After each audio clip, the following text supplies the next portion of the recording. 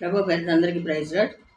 మనశ్శాంతిగా ఉండాలంటే మనకున్న సమస్యలు అన్నీ కూడా తీసి పక్కన పెట్టాలి. వాళ్ళు ఇలాగన్నారు, వీళ్ళు అలాగన్నారని మనసులో ఏం ఉంచకూడదు. అవన్నీ కూడా తీసి పక్కన పెట్టి అన్నీ కూడా దేవుడే చూసుకుంటాడులే అనుకోవాలి. అనుకుని ప్రతి ఒక్కరిని కూడా క్షమించే హృదయం కలిగి ఉండాలి.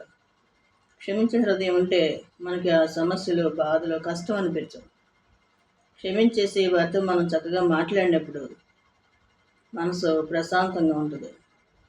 యేసుప్రభు వారు ఏం చెప్తున్నారు? క్షమించండి, నేను మిమ్మల్ని క్షమిస్తాను. మనం కూడా క్షమించాలి కదా. మరి ఎదుటి వాళ్ళు నిర్నిమిత్తంగా అన్నా కూడా క్షమించే హృదయం ఉండాలి. క్షమించినప్పుడు మన తప్పిదాలన్నీ కూడా దేవుడు క్షమిస్తాడు. అప్పుడు మనశ్శాంతిగా ఉండగలుగుతాం. అంతేగాని మనం హృదయంలో అవన్నీ పెట్టుకొని అందరి గురించి బాధపడతా ఉంటే ఎవరేం చేయగలుగుతారు? ఎవరేం చేయలేరు. కాబట్టి దేవుడు అంటున్నాడు, మీ శ్రమల కష్టాలు, మీ భారం అంతా నా మీదేయండి, మీకు విశ్రాంతి కలుగు చేస్తా అన్నాడు. అందుకని మన సమస్యలన్నీ కూడా ఆయన పాదాలు చెంతపెట్టి మనం ప్రశాంతంగా ఉండాలి. అప్పుడు ఆయనే చూసుకుంటాడండి. దేవుని కృప అందరికీ తోడుగా ఉంటుంది కాక. ఆమేన్.